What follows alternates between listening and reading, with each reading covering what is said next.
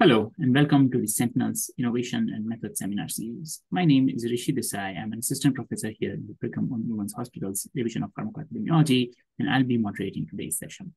The FDA Sentinel system helps address questions related to safety and effectiveness of marketed medical products.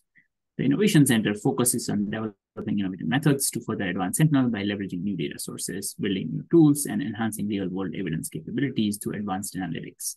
We launched this webinar series to engage with experts and innovators in key areas related to the Innovation Center's master plan and Operations Center's methods work. With that, I'm really pleased to introduce today's speaker, Dr. Rebecca Hubbard. Dr. Hubbard is a professor of biostatistics and vice chair for faculty professional development in the Department of Biostatistics, Epidemiology, and Informatics at the University of Pennsylvania. Dr. Hubbard's research focuses on development, evaluation, and deployment of statistical tools to support valid inference using messy data such as EHR. This work has been applied in a range of areas, including cancer care, pharmacoepi, and aging. She's an elected fellow for the ASA, a statistical editor at the New England Journal of Medicine, and has published over 150 peer-reviewed papers in statistical and medical literatures. The title for today's presentation is Leveraging Missing Data and Measurement Error Approaches in Propensity Score-Based Analysis of Real-World Data, which of course is of great relevance and importance to us at Sentinel. So before we get started, I would like to mention that your lines are muted. If you'd like to pose a question, please type it into the Zoom Q&A feature. We will answer questions at the end. Finally, this session is being recorded and will be made available through the Sentinel webpage, which can be found on sentinelinitiative.org. Without further ado, I would once again like to thank Dr. Hubbard and invite her to take the floor away.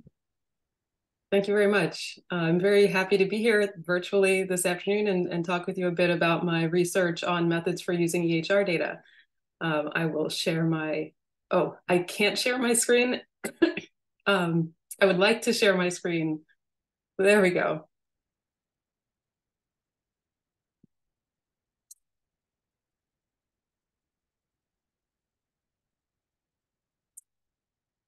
So today I'm going to be talking about two different projects that I worked on that use different methods for handling missing data and measurement error when we're trying to conduct comparative effectiveness research using messy real-world data, electronic health records data that feature complex patterns of missingness. And I'd like to start by acknowledging the work of my former student, Kylie Getz, and former postdoc, Dan Vader, who led the projects that I'm going to be presenting on today. So as I'm sure everyone on the call here today is aware, electronic health records are a very promising resource for conducting research, but also come along with a lot of challenges. And many of the challenges that I focus on in my research relate to the fact that EHR data are captured according to the series of healthcare encounters and interactions that a given patient chooses to participate in, and consequently tend to occur irregularly with a lot of missingness, often sparseness in many kinds of variables, and a great deal of heterogeneity across individuals. The figure at the top of this slide comes from Google Labs and illustrates the process of a single patient interacting with the healthcare system. So over the course of time, they have a number of different kinds of encounters. They make a primary care visit. Later in time, they have an urgent care visit and a hospitalization. And at each of those encounters, when they're touching the healthcare system, different types of measurements are recorded. Sometimes we have laboratory test results, sometimes procedures are performed, diagnoses are recorded, and so on.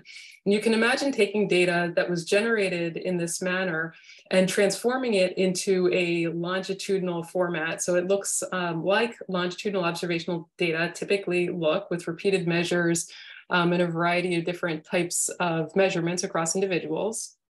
And for that single individual, there's going to be a lot of missingness in that data set because at any given point in time, they may not have had their creatinine measured at a given visit, or they may not have had the results of a radiology test or a pathology test. So for a given individual, we're going to have lots of missingness. And then when we put that data together with all of the other patients who are interacting with our healthcare system and whose data have been formatted similarly, it's going to become even more complex because each patient has their own pattern of interaction with the healthcare system, their own set of measures that are recorded. There's going to be a lack of consistency across individuals. So unlike a designed observational study where we would specify which data elements we need to observe in order to conduct our research and how frequently they need to be updated, and then we would still likely have some missingness due to missed follow-up visits or measurements that weren't recorded. But in this structure arising from any EHR data, we're going to have a lot more missingness, and the frequency with which data elements are recorded may be quite different from what we would have specified if a researcher had been designing the data collection protocol.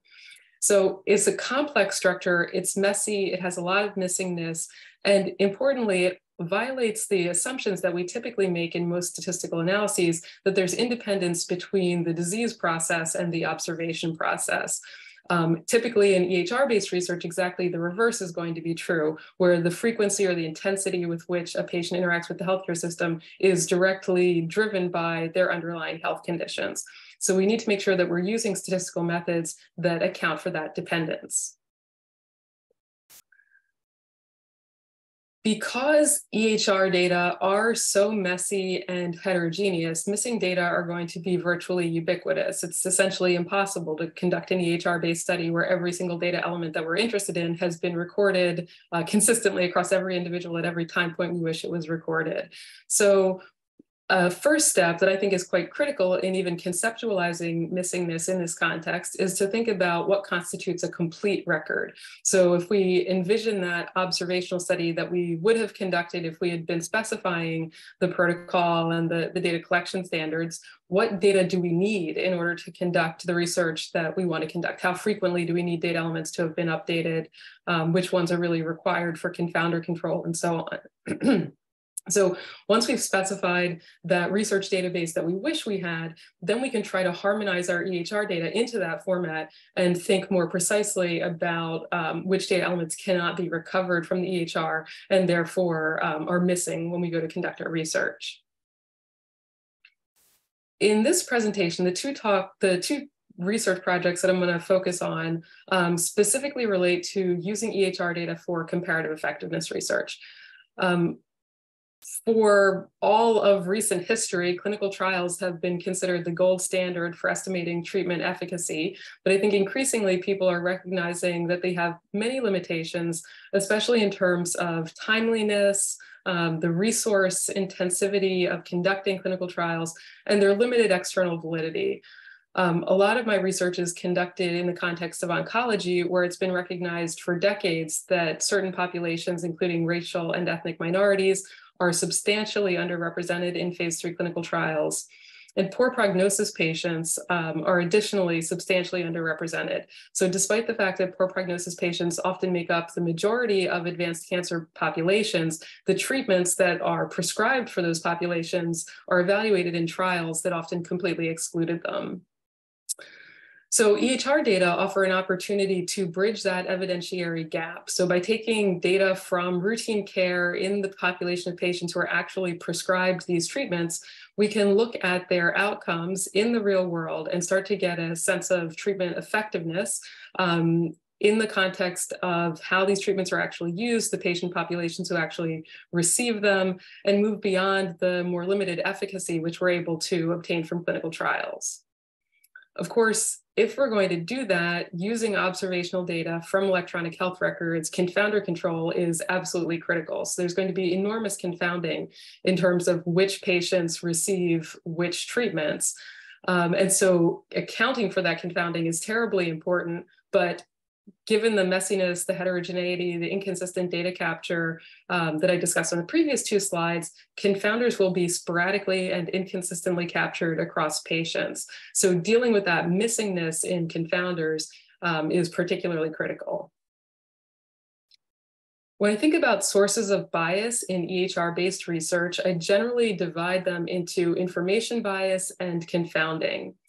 Information bias arises due to that messiness, the measurement error, misclassification, the lack of harmonization in the way that terminology or codes might be used across providers or practices or health systems.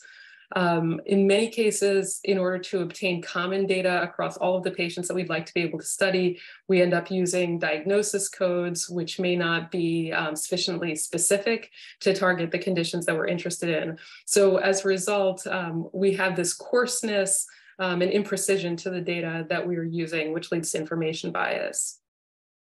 The other major source of bias in EHR-based research is confounding. So as I said, confounder control is critical. For some confounders, data simply aren't captured in electronic health records. For others, they theoretically could be captured, but the information is inconsistently available. So things like behavioral risk factors and social determinants of health hypothetically could appear in a narrative text note in the patient's medical record. But in practice, it's difficult to extract, it's difficult to have a machine correctly interpret those notes, and they're inconsistently collected across patients. And it's that inconsistency that is of particular concern to me, because it means that patients who have the information available are potentially systematically different from those for whom no provider happened to record something about, say, their smoking or alcohol history. There are other things that can be recorded with codes like symptoms and family history, but again, those tend to be inconsistently available, which can lead to complex missing not at random patterns of missingness. And key confounders like severity of disease are often lacking. So if we're going to conduct comparative effectiveness research using EHR data, we're going to have to worry about information bias, particularly issues like measurement error and missing data. And then we're also going to have to worry about confounding. And on top of that, we're going to have to worry about the fact that our confounders are also subject to missingness and measurement error. So it's quite a complex series of problems that we have to address. In this talk, what I'd like to do is present a couple different alternative approaches to handling missing data in electronic health records-based comparative effectiveness analyses. So I'm going to present you with a motivating example, which my clinical collaborators were interested in. And then I'm going to use that example to motivate two different studies, one comparing multiple imputation using multiple different alternative imputation approaches, and then a second one where we transform the missing data problem into a measurement error problem and compare performance of multiple imputation, treating it as a missing data problem, to propensity score calibration, treating the problem as a measurement error issue.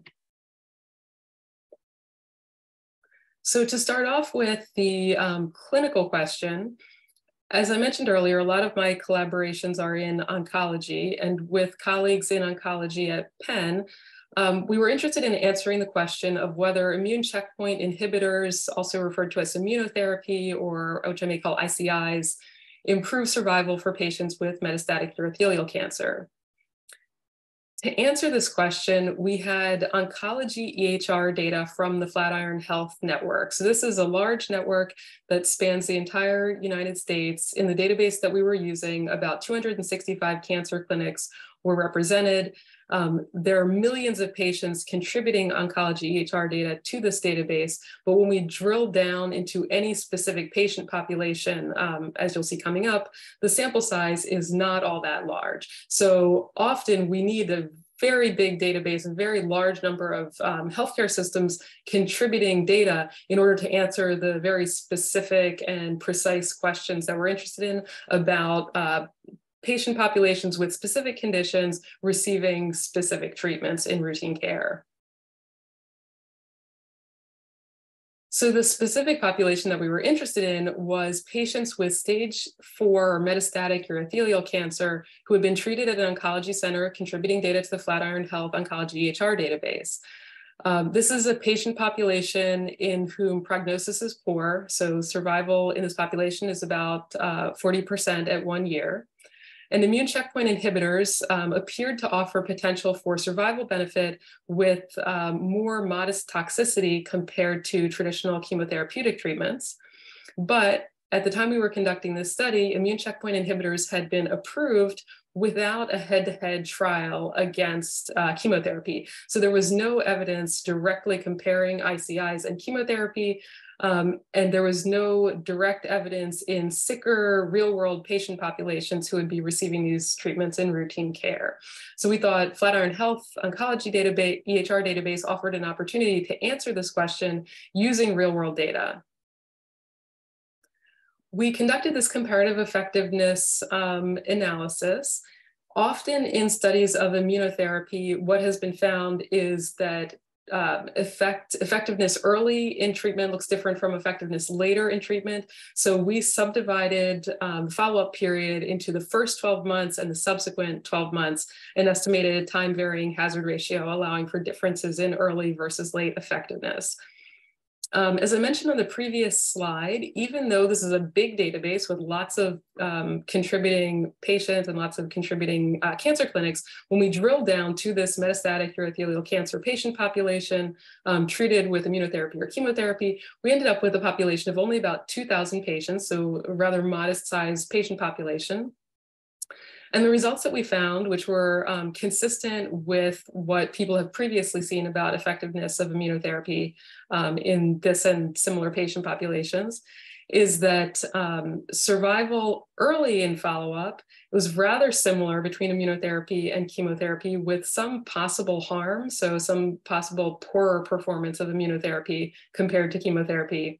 But if you continue following patients longer, in the longer term, we see superior overall survival and a lower hazard ratio for patients treated with immunotherapy versus chemotherapy at those late follow-up time points. We conducted this analysis using these real-world EHR data, and we tried to follow best practices for conducting this type of analysis. So for instance, to account for confounders, we calculated propensity scores and used inverse probability of treatment weighting. There was a lot of missing data. We accounted for missing data using multiple imputation via mice. And so we felt as if we had done the best that we could to try to address the challenges that arose in this database and in trying to answer this question. But methodological concerns persisted, at least in my mind, particularly related to the missing data and particularly related to missing data in a key confounder. So ECOG performance status, which describes the general functional status of cancer patients, was missing for about 35% of patients, which is a large amount of missingness for an important confounder. We're dealing with it in this analysis using mice, but mice has some limitations, as I will discuss coming up. Additionally, in our multiple imputation analysis, we're relying on assumption of missing at random missingness. And our clinical collaborators raised this concern, which was quite troubling to me, that performance status was potentially missing not at random. So what they said was that they were concerned that patients who have very poor performance status should not receive treatment at all. And they felt that possibly providers were selectively choosing not to write down performance status for very poor performance status patients in order to justify having treated them, or in order to ensure that they weren't going against practice standards or appearing to go against practice standards by treating them. So in that case, we would be more likely to have missing data for patients with poorer performance status, sort of explicitly missing not at random missingness mechanism. So given the questions that came up in conducting this study, we conducted the two methodological investigations that I'm going to present to you. The first one focused on multiple imputation and the potential limitations of having used mice. And the questions that we tried to answer there were, firstly, whether or not it was reasonable to use mice in a setting where we have high levels of missingness in a key confounder variable. We wanted to make sure that the methods that we were using were able to accommodate complex patterns of missingness in confounders. And we also wanted to investigate whether there was anything that we could do to address the specter that had been raised by our clinical collaborators that the data might actually be missing not at random.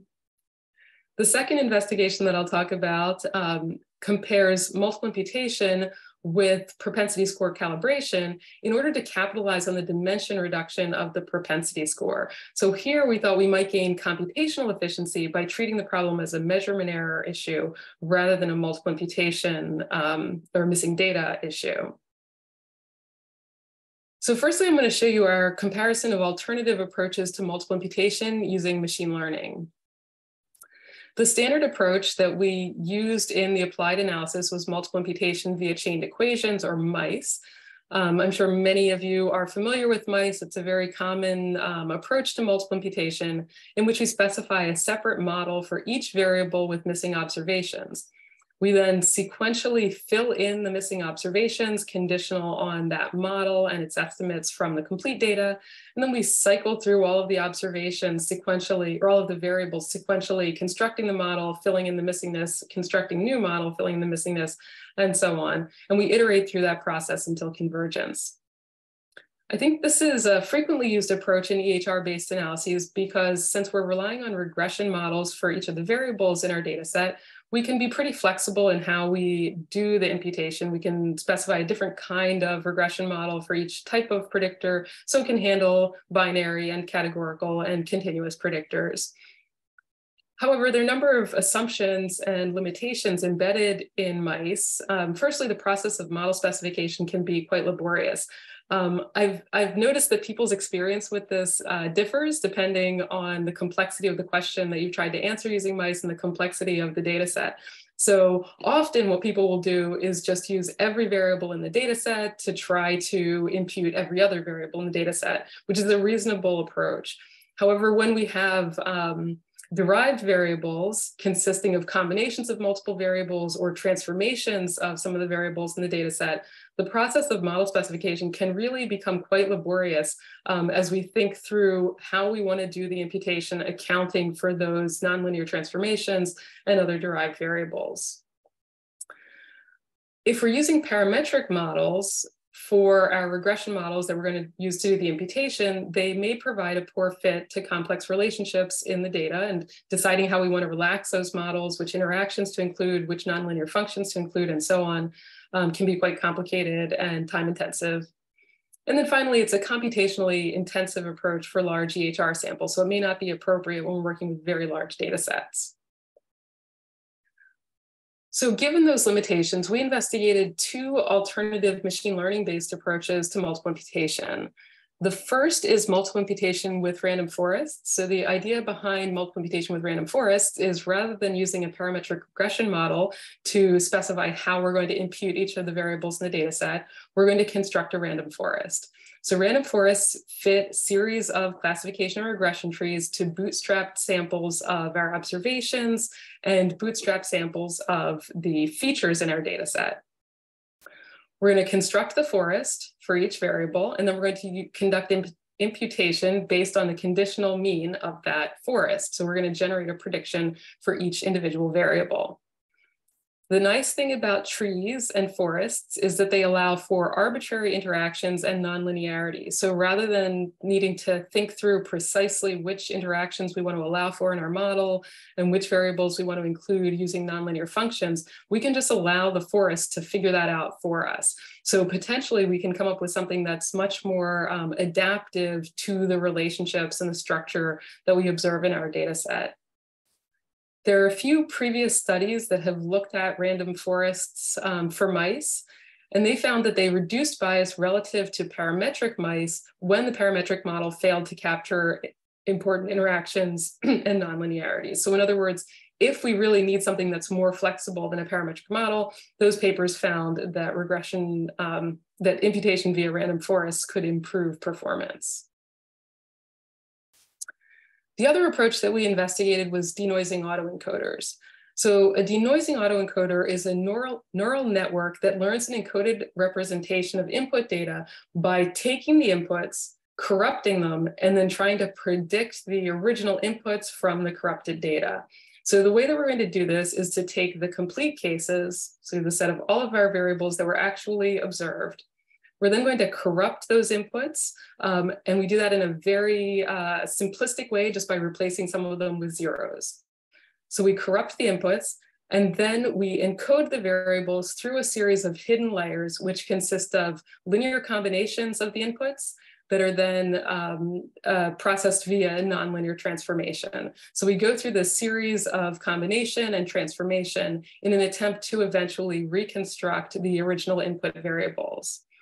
The specific kind of denoising autoencoder that we investigated is called an overcomplete autoencoder, because we actually encode the input data into a higher dimensional representation than the original inputs. So in theory, hypothetically, this should be able to sort of fit any arbitrarily complex, nonlinear, high-order interaction feature of the data that may actually exist.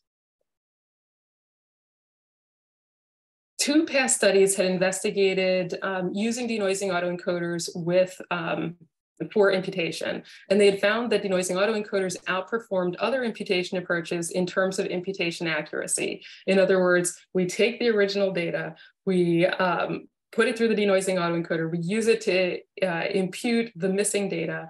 And in terms of the imputation of those individual missing observations, denoising autoencoders appeared to work better than other approaches in simulation studies.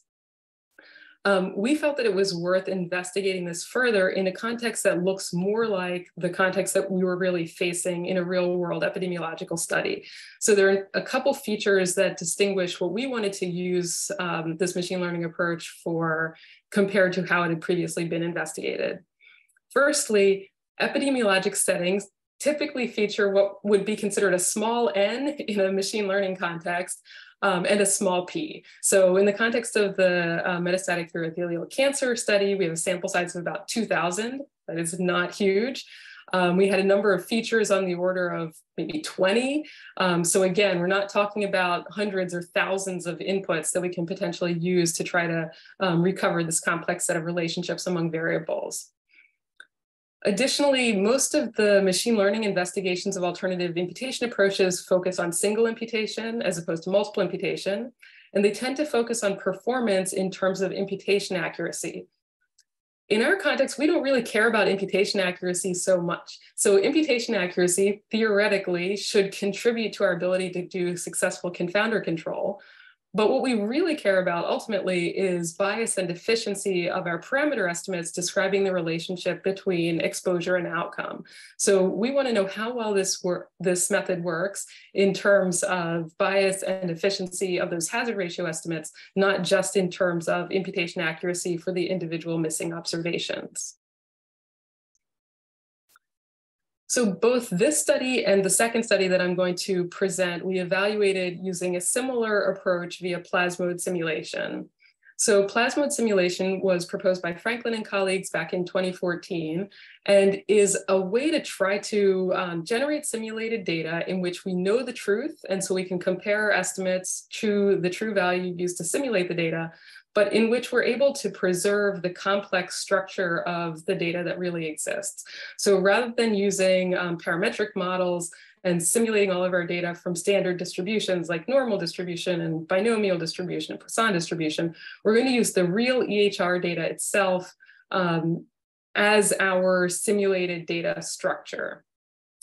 To do this, what we will do is firstly take our complete observations, and using our complete observations, estimate the baseline hazard for our outcome of interest and the baseline hazard for censoring. We're then going to sample with replacement from the complete data to generate our Plasmode sample of the covariates. And then we're going to simulate the outcome using that baseline hazard and baseline censoring distribution, along with the information about the relationship between the covariates and the outcome. At that point, we'll have a simulated data set in which the covariate structure still preserves the real relationships that exist in the EHR, in which we've simulated outcome and censoring times according to a known hazard ratio describing their relationship to the covariates. And so we can then introduce missingness, remove some set of observations according to a missing data mechanism of interest, and see how well the methods that we want to apply are able to allow us to recover an estimate of the true hazard ratio that was used to generate the outcome data. So we investigated 3 different structures for missingness, specifically in ECOG performance status. So on the next 3 slides, when I talk about the missingness mechanism, I'm specifically talking about the missingness mechanism for performance status. The first missingness mechanism that we investigated was missing it completely at random. So under missing completely at random, we're going to remove some of the observations for performance status, but the probability with which an observation was set to missing was unrelated to any other feature in the data set. We next are going to introduce missingness that was missing at random. And under the missing at random missingness mechanism, the probability of missingness was conditional on the outcome, the exposure of interest, immunotherapy, as well as all the other patient characteristics and confounder variables in the data set. And then finally, we introduced missing according to a missing not at random missingness mechanism, in which missingness was conditional on all of those other variables in the data set, the exposure, the outcome, and the underlying true value of performance status itself. In addition to these three mechanisms that we use to simulate missingness in performance status, we also introduced missing completely at random missingness in all of the other variables in the data set. So all of the variables, with the exception of the exposure and the outcome, had some degree of missingness. But when I talk about the missingness mechanism and the proportion missing, that specifically applies to the key confounder that we were interested in of performance status. So in our simulation studies, our objective was to estimate the hazard ratio describing the relationship between immunotherapy and overall survival. We're going to try out the various imputation strategies that I have described. And the way we'll do this is to generate a data set using the Plasmode simulation approach applied to our Flatiron metastatic urothelial cancer cohort, introduce missingness according to the missingness mechanisms that I described. Then we will try out complete case analysis, mice, multiple imputation via random forests, and multiple imputation using denoising autoencoders. We're going to repeat this process across 1,000 simulation iterations per combination of simulation parameters. And in the paper, we report the bias, standard errors, and confidence interval coverage probabilities of each of the different methods. In the interest of time, I'm only going to show you bias. I think those results are the most interesting, but if you're interested in the efficiency and confidence interval coverage probability, it is in the manuscript, which I'll give you the reference for at the end of the talk. So here are the results, which I think are not at all surprising for missing completely at random missingness. And on this and the coming slides, I'm going to be showing you bias in each of the methods that we compared. Firstly, in the parameter estimate for the hazard ratio relating ECOG performance status to the outcome, and then on the right for the hazard ratio relating immunotherapy to the outcome of interest. So it's that immunotherapy parameter estimate that's really the target of inference in our analysis. It's the thing that we really care about.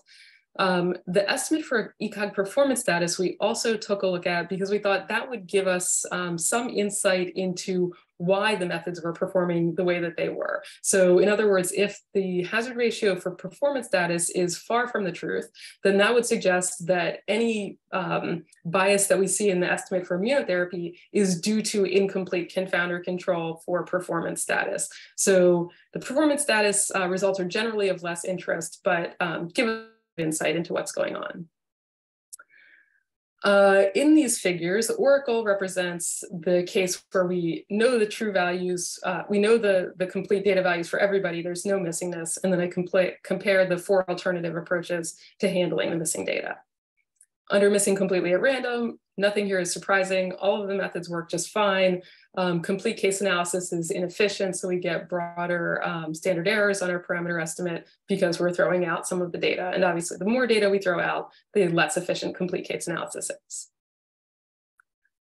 Under missing at random missingness, we start to see some problems. So the first hint is here in our analysis of the hazard ratio for performance status.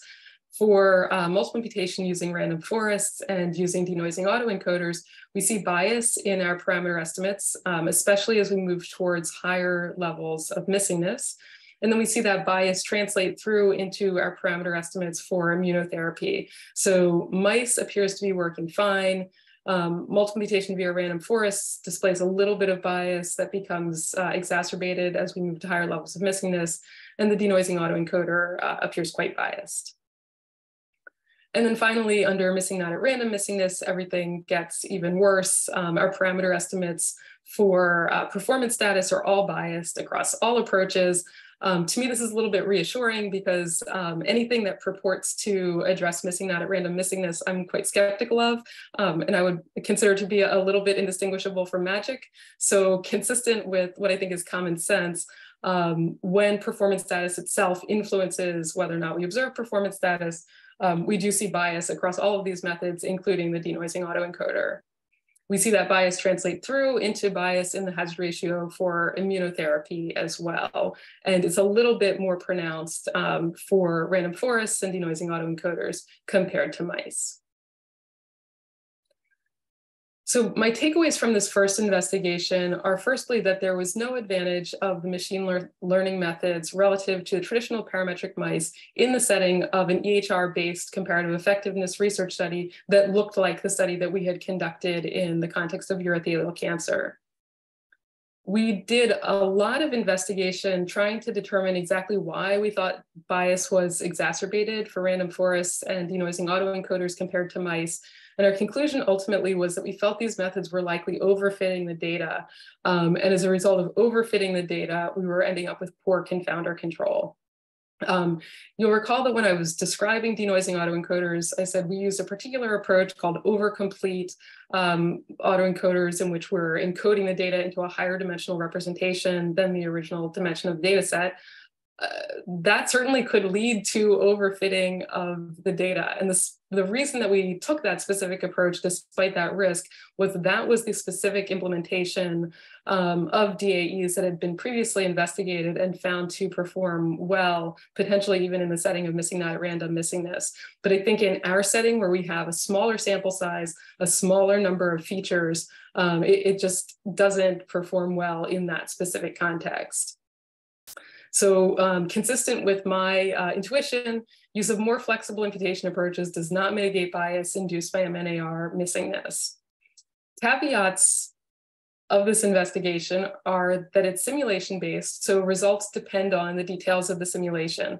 We specifically tailored this investigation to look like our real study of urothelial cancer. And so I think the results are generalizable to settings that look like that. Modest sample size, modest number of covariates, similar censoring rates, focus on estimating hazard ratios, and so on. If your study looks quite different from that, then your mileage may vary. And in particular, I don't want to completely put the nail in the coffin of these machine learning-based imputation approaches. I think if you have a lot of features, if you have a very large sample size, there might be potential for them to perform better. But in these smaller sample size settings, we just don't have adequate data for them to perform well. Another important caveat is that there are infinitely many kinds of missing not at random. There are infinite ways that missingness can be dependent on things that we didn't observe. So we evaluated one specific type of missing not at random missingness. Performance could be different under other mechanisms. And then finally, the point that I want to make, I think most strongly from this investigation, is that when we're thinking about alternative missing data methods, it's really important to evaluate their performance in terms of the parameter estimates of interest, not in terms of imputation accuracy. Ultimately, I don't care how well we can estimate the individual missing observations. This is not a prediction exercise where we want to make good predictions for each individual. This is an inferential exercise in which we want to make inference about the relationship between outcome and exposure. So we need to make sure that in this type of methodological evaluation, we're really targeting the parameter of interest and not something that is, in essence, a nuisance. So I'm now going to move on to talk about the second study that we conducted, where we considered transforming this problem from a missing data problem to a measurement error problem via propensity score calibration. Because of the messiness of EHR data, as I started out talking about, we often have missingness in confounder data, and most of the time we think of this as missingness. We didn't observe performance status for a given patient, or we didn't observe a measurement of kidney function or liver function. However, another way to think about it is that EHR data contain a lot of variables. We have all kinds of diagnosis codes and procedure codes and prescriptions. So maybe we're missing something like glucose, but we have a proxy in the form of whether the patient was prescribed an anti-hyperglycemic agent, or whether they have a diagnosis code for diabetes. So we could think about these coarser variables as proxies, sort of mismeasured or imperfect proxies for the higher quality data that may not always be available. My doctoral student, Joanna Harton, back in 2021, had conducted a study where she compared alternative regression calibration approaches applied to an error-prone propensity score. So we thought about analyses in which we've constructed a propensity score to account for confounders, but perhaps for some patients, we've constructed that propensity score just using a limited set of variables. Could we treat that propensity score as mismeasured and improve our analysis by carrying out various types of approaches to measurement error?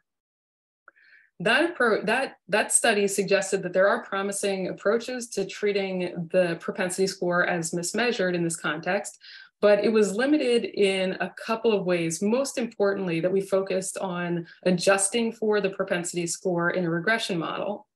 So in the study I'm going to talk about coming up, we wanted to extend that to the context of inverse probability of treatment weighting. So rather than treating our propensity score as a covariate in our regression model, we want to treat it as a weight that we're applying to our observations. We also wanted to see how things would compare if we looked head-to-head at performance of a missing data conceptualization of the problem in the form of multiple imputation and a measurement error conceptualization of the problem in the form of regression calibration. So to do this, we're going to think of the propensity score as a dimension reduction technique. So the way that I think about it anyway is that the propensity score is essentially a unidimensional quantity that takes all the information available in a vector of covariance X and reduces it down to everything that we need to know in order to tell us about treatment assignment. So we're going to take everything that's in X and reduce it down to that one dimension. So now we have a scalar function of X that summarizes all of that information and allows us to balance the covariate distribution between our exposure groups. In the results that I'm going to show you, we used fairly straightforward regression approaches to estimate the propensity score, but in practice, we could make it as flexible as we want using any kind of supervised learning approach to estimate the propensity score, and then incorporating it into subsequent analyses using regression or matching or stratification or weighting. So thinking back to our urothelial cancer example, this is a dummy set of data. This is not real data, but let's imagine that we have, for each of our patients, a record that consists of a set of features that we think are potentially confounders that we would like to encapsulate into a propensity score E of X. If we do that, for some of our patients, some of those confounders will have missing data. So in this example, one patient is missing smoking, several patients are missing performance status. And so if we construct a model that relates X to the propensity score, for any patient who's missing information on any of the confounder variables, their propensity score is going to be missing. So we could take a look at a reduced set of variables, X star, that only consist of the confounders with no missingness, and just relate those variables, X star, to what I'm going to call an error-prone or mismeasured propensity score. So this error-prone propensity score is not missing for anyone. We're able to construct it for everybody because none of the variables have missingness, but we know that it's missing key confounder information that would have been encapsulated in the true propensity score E of X. So propensity score calibration is an approach to dealing with this problem in which we're going to estimate the gold standard propensity score using our complete cases. We're also going to estimate an error-prone propensity score using that reduced set of variables X star. And then we're going to regress the gold standard propensity score on our error-prone propensity score. And that's essentially going to give us a model for imputing the gold standard propensity score E hat of X for anyone who was missing any of those covariates included in X. So we're going to call this model that relates the error-prone propensity score to the true propensity score our calibration model. Using that calibration model, we'll get a single imputation for everyone who had missing data. So we've now filled in the propensity score for everybody, and we then incorporate that propensity score into our IPTW outcome model. We evaluated this using a simulation study that looks very, very similar to the simulation study I discussed earlier. So here I'm just going to describe it in abbreviated form. So we again used Plasmode simulation based on the Flatiron metastatic urothelial cancer cohort. We introduced missingness using the same set of missingness mechanisms that I described earlier. And we then assumed that 3 variables, gender, surgery, and age, were complete across all patients. So we're going to use those patients to construct our error-prone propensity score. We'll then estimate the association between immunotherapy and overall survival using complete case analysis, multiple imputation via mice, or propensity score calibration. And I will show you the bias of that result, analysis based on 1,000 simulation iterations. So this is a quick summary of the results that we found. In this plot, I'm comparing complete case, multiple imputation, and propensity score calibration across 3 different missingness mechanisms and 3 different proportions of missingness in ECOG performance status. As we saw in the previous analysis, and as everyone would expect, complete case analysis is inefficient, and it's also biased under missing at random and missing not at random missingness. Multiple imputation and propensity score calibration performed very, very similarly in terms of both bias and efficiency. So we essentially couldn't distinguish between the performance of these 2 methods, except with respect to one characteristic, which was computational efficiency. So in the lower right of this slide, I have the runtime across these methods as we vary the proportion that's missing. And as you can see, the more data are missing, the faster complete case analysis runs, but our multiple imputation becomes very, very slow. So complete case analysis, for instance, ran in 11 seconds, multiple imputation took us 600 seconds. And that's still in a data set that only consisted of 2,000 observations. In contrast, propensity score calibration, where we're just constructing that calibration model and doing one single imputation for people with the missing gold standard propensity score, runs almost as fast as our complete case analysis. So we get very, very similar results between propensity score calibration and multiple imputation at a fraction of the computational cost by using propensity score calibration rather than MI. So to reiterate, we found in general in this analysis, multiple imputation and propensity score calibration both performed well, but propensity score calibration essentially did it a lot faster. So we got to the results much, much faster than we were able to with multiple imputation. All of the caveats of the previous study apply here as well. This is simulation-based, it's conditional on the specific simulation structure we used, et cetera, et cetera. So definitely keep those in mind. And then additionally, performance of propensity score calibration is going to degrade as more variables have missing data. So our error-prone propensity score can only include variables which are available across all individuals. So the more variables there are where there are just 1 or 2 missing observations, but that therefore end up dropping out of the error-prone propensity score model, presumably, we're eventually going to get to a point where that error-prone propensity score doesn't encapsulate enough information for us to be able to construct a good calibration model. However, if the missingness is concentrated in just a few variables, it appears that this works quite well. And even in the study that we conducted, we assumed that there were only 3 confounders that didn't have any missingness and could be incorporated into the error-prone propensity score, and it still performed very well. So in conclusion, I wanted to bring us back to the very beginning of my talk where I was mentioning the advantages of using EHR data and how it potentially can leverage strengths that we don't see in RCTs. So on the left-hand side of this slide, I have a figure from our 2019 paper looking at head-to-head comparative effectiveness of immunotherapy and chemotherapy. And on the right, I have the results from the pivotal RCT that answered the question of the same treatment comparison, but in a randomized population, which came out about 6 months later. So qualitatively, I think the results that we found in our observational study are very similar to the results from the randomized trial. Our observational study came out a bit earlier, so in that way, we were able to fill the evidentiary gap, help providers to make evidence-informed decisions while they were awaiting the results of the trial. And I think especially in the context where drugs are approved without the pivotal phase 3 trial results, it's particularly important that we use real-world data to answer these questions.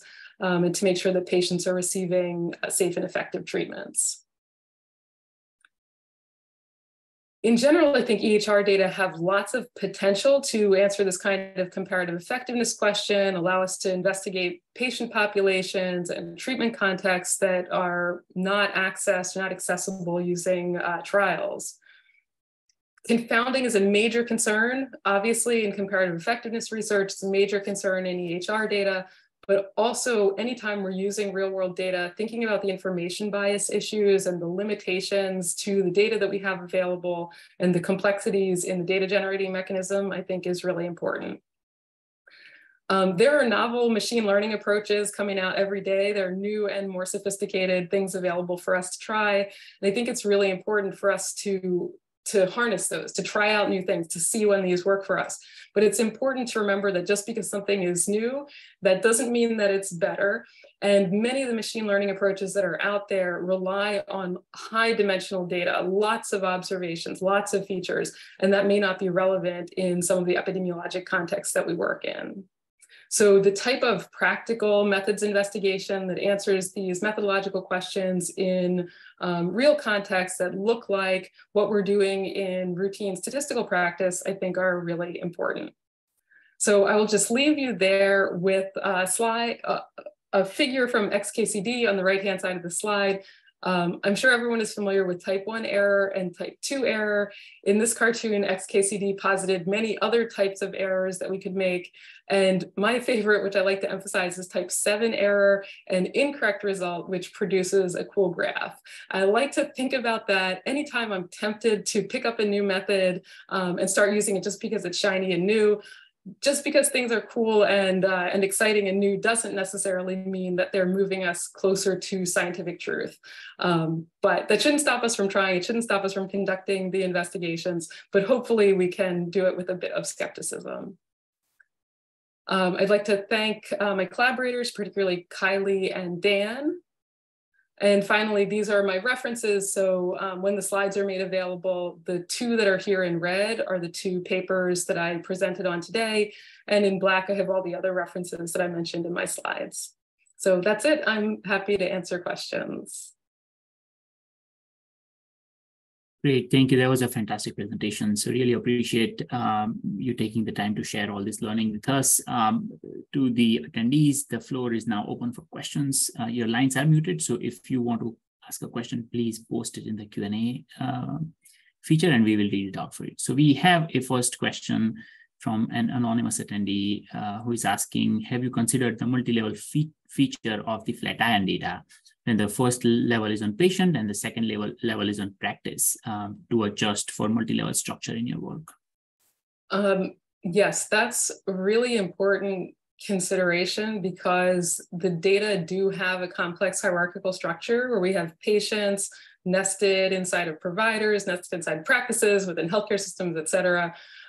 So in general, in the analyses that we've done with Flatiron data, most of the time we've accounted for that via generalized estimating equations. So we usually are treating the clustering within clinics as a nuisance and essentially trying to account for that clustering, but not necessarily estimate like practice specific effects. In the Flatiron data, I think the only information we have available is a clinic ID. So that's the only type of clustering that we can account for. But in an analysis where you had access to more information about that hierarchical structure, certainly accounting for that more complex nesting would be important too. That's great, thank you. So as people are thinking of questions, I can probably ask one question, which is related to the actually context of Sentinel. So in Sentinel, what we have is the distributed network where we have potentially where we have data that are missing entirely. So sites that only contribute, for example, let's say claims data, which have EHR-based confounders are entirely missing. And then there may be other sites where EHR is available and would be well represented. So I was wondering if you had any kind of comments on how you would approach methods like this in settings, distributed settings like Sentinel. It's not something that I've thought about a lot because I'm generally not working in distributed settings. in general, usually what I'm worrying about, and I think this is relevant to your setting too, is that the clustering and like the between site heterogeneity. So, often relationships that we'd like to estimate, we know are a bit different from one site to another. And so in doing things like phenotyping, I've often thought we really need to do this separately by site, because the relationships at every single site are different.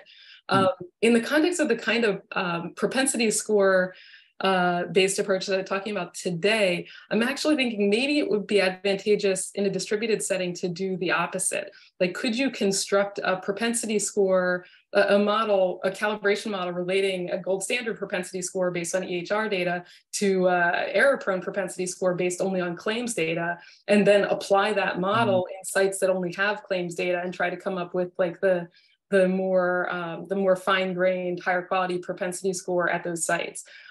I don't know. I'm not familiar with anyone having done that in the past. And it definitely seems risky, because you'd have to assume that that model is portable from the site where it was generated to the sites that only have claims.